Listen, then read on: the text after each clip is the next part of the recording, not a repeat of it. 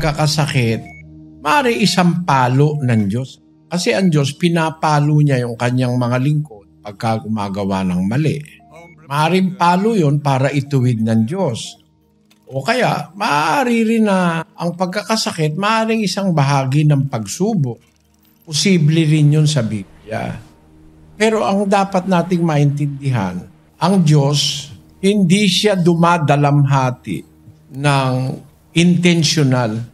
Walang intensyon ng Diyos ang tao, dalamhatiin niya intentionally. Sa 3:32 ng panaghoy. Sapagkat bagaman siya'y nagpapapanglaw, gayon may magpapakita siya ng habag ayon sa kasaganaan ng kaniyang mga kaawaan. Sapagkat siya'y hindi kusang dumadalamhati o nagpapapanglaw man sa mga anak ng mga tao. Hindi siya kusang dumadalamhati o pinapapanglaw niya na kusa ang tao. Kung meron kang dalamhating dumadating, yun ay maaaring dahil sa ginawa mong mali. Kung meron kang kapanglawang dumarating sa buhay, hindi kusa ng Diyos yun. Konsekwensya yun ng iyong maling gawain. Ulitin ko yung 3:32, ang sabi ng talata, bagaman siya'y nagpapapanglaw ang Diyos nagbibigay siya ng kapanglawan sa tao.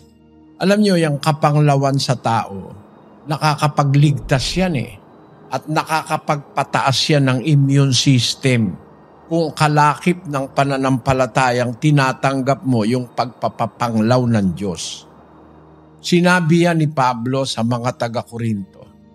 2 Korinto 7:9, pakinggan niyo. Ngayoy nagagalak ako, hindi dahil sa inyong pagkalumbay, kundi dahil sa inyong mga pagkalumbay na ikapagsisisi, sapagkat kayo'y pinalumbay sa paraang ukol sa Diyos, upang sa anuman ay huwag kayong magkaroon ng kalugihan dahil sa amin. Sapagkat ang kalumbayang mula sa Diyos ay gumagawa ng pagsisisi sa ikaliligtas na hindi ikalulungkot. Datapwat ang kalumbayang ayon sa sanglibutan ay ikamamatay. Yung depression, yung kalumbayang ayon sa sanlibutan, ikamamatay yun. It will lead to death. Hindi lang death na physical, kundi pati spiritual death. Pero ang mga kaanib sa iglesia, mga anak ng Diyos, pinasasapitan ng Diyos ng kalumbayang mula sa Diyos ay gumagawa ng pagsisisi. Ibig sabihin, kaya gumagawa ng pagsisisi, meron kang ginawang ipagsisisi mo dapat. Na may ginawa kang mali, may ginawa kang kasalanan, meron kang inisip na hindi tama, meron kang ginawang hindi tama. Pasasapitan ka ng Diyos ng kalumbayang mula sa Kanya. Pero hindi siya kusa na magbibigay sa iyo ng kalumbayan na walang kadahi-dahilan. Bibigyan ka niya ng kalumbayan, maisip mo, ginawa mo hindi tama para makapagsisi ka, para maligtas ka. At miski sa siyensya, yung mga pag-aalala sa buhay, nakakapagpatibay yan sa ating decision. Hindi lahat ng negative ay nagiging masama sa tao. Yung minsan-minsan na may problema ka, yung minsan-minsan nalulungkot ka, may scientific explanation dyan Nakikinabang ka niyan scientifically. Spiritually, nakikinabang din pala tayo dyan ayon sa Biblia. Pagka dumadating ang kalumbayang ukol sa Diyos, yung mga kalumbayan sa buhay, nagkokos yan ng weakened immune system. Pero yan, paminsan-minsan, pinapayagan ng Diyos na dumating sa kanyang mga anak, hindi para ma-weaken yung immune system, kundi para i-encourage ka na magsisi at mag-isip ng positivity para naman i-enhance ang iyong immune system. Ang pagkakaroon ng problema sa buhay na kalakip ng positivity o yung pagtitiwala sa Diyos, nakakapagpataas naman yun ng immune system. magkaiba ang nangyayari sa walang Diyos kesa sa taong may Diyos. Kasi pagka nagkakaroon ka ng stress, meron ka naman pananampalataya, hindi ka naman ma-depress, pero may stress ka, nakakapagpataas naman ang immune system yon. Basahin natin ito, kapatid na Daniel. A little stress benefits immune system. A brief bout of stress can give the immune system a beneficial boost, but only under certain conditions, say researchers at Ohio State University. Their experiments reported in proceedings of the National Academy of Sciences showed that short periods of stress mobilized all major types of immune cells or leukocytes to potential infection sites around the body. The researchers say these stress-induced boost in the number of immune cells may be advantageous for fighting infections and other diseases. Yung brief anxiety or depression, yung brief lang bakit ba nagiging brief? Halimbawa, namatay yung iyong asawa, ang feeling mo down. Pero sandali lang yun kasi may aral kang napapakinggan eh. Alam mo naman na ang Diyos siyang may-ari ng buhay. Kung kinuha niya yung buhay ng asawa mo, alam mo na paraan ng Diyos yun para magligtas o magbigay ng kapahingahan. No? Alam mo yun. Kung may aral ka, imbis na tanggapin mo yun na parang masama, tatanggapin mo yun na mabuti.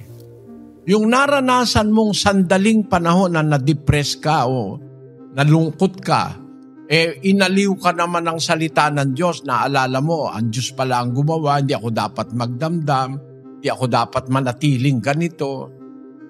Sandali ka lang na parang nasyak, sandali ka lang nalungkot, naalalayan ka nung aral, ang epekto naman nun, patataasin naman ang immune system mo at ililigtas ka dun sa mga infection and other diseases.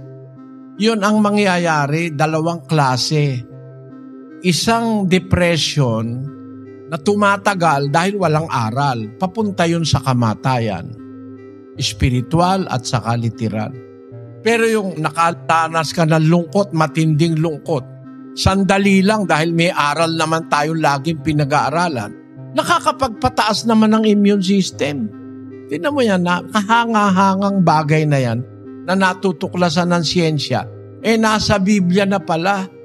Kasi palulungkutin ka lang sa sandaling panahon, hindi naman habang panahon Kasi meron ka kasing maaring naging pagkukulang mo sa asawa mo, pagkukulang mo sa anak mo, na hindi mo naharap yung anak mo, na naipagtiwala mo lahat sa katulong mo. Na-realize mo ngayon gaano pala kamahal sa'yo ang iyong anak. Magagawa mo yung pagkukulang mo sa iba mo pang mga anak. At saka nung marinig mo yung aral na ang Diyos naman ang kumukuha ng mahal mo sa buhay, yung asawa mo, o kung sino man, mawawala yung iyong aaliwin ka ng Espiritu ng Diyos na huwag ka nang malungkot dahil ang Diyos ang gumawa niyan, wala namang ibang makakagawa niyan. Mapuputol ngayon yung iyong stress, yung iyong depression. Yun ngayon ang magpapataas ng immune system mo. Para ma-prolong yun, ibig sabihin, hindi ka nagtitiwala sa Diyos na bakit napoprolong? Dapat kung nalumbay ka man, hindi naman inaalis ng Diyos sa'yo, malumbay ka dahil nawala yung asawa mo. Pero dapat ma-realize mo later on, gawa ng Diyos yun dahil ang Diyos ang kumukuha ng buhay. So hindi mahaba yung iyong Yun ang sinabi ni Pablo sa unang Korintos 7. Ang nagsisiiyak, maging tulad sa mga hindi nagsisiiyak. At ang nangagagalak, maging tulad sa hindi nagagalak. Kailangan paminsan-minsan matuto kang malungkot. Kasi may magandang epekto yon. Yun namang umiiyak, huwag laging paraging umiiyak, sabi niya. Kasi masama naman yung mananatili kang iyak ng iyak. Dapat maliwanagan ka rin, natigilan mo na yung kaiiyak mo dahil hindi naman mababalik na yung asawa mo kung umiyak ka ng umiyak. Mapuputol ngayon yung pag-iyak mo. Tataas ngayon ang immune system mo. Kaya tama sabi ng Biblia Ang kalumbayang mula sa Diyos ay nagdudulot ng pagsisisi sa ikaliligtas at hindi sa ikalulungkot. Kasi kaya ka nakaranas ng kalumbayang mula sa Diyos, maring may kasalanan ka. Pwede bang yung sakit? Pwede ba rin dahil yun parang pagsubok? Pwede rin yun. Pero pwede rin yun na yun palo dahil may ginagawang mali ang isang tao. Kaya ka pinapalo para palumbayin ka. Palumbayin na magbibigay sa iyo ng pagsisisi para maligtas ka. Ultimately, makinabang ang kaluluwa mo.